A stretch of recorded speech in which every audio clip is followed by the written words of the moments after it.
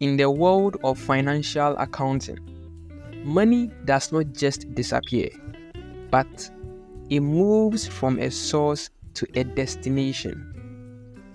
Credits represent the source, and debits represent the destination. To properly understand this concept, one word that will take you far in the accounting journey is dealer. Dealer represents dividends, expenses, assets, liability, equity, and revenue. Dear, dividends, expenses, and assets increase when debited. Lia, liability, equity, and revenue increase when credited.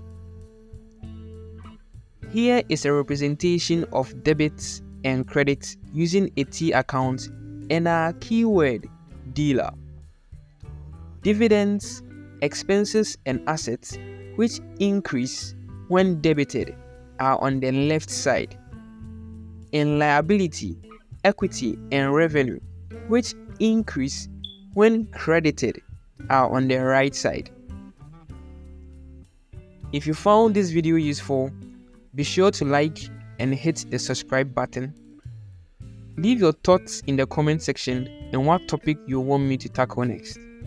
Until next time, Apatia.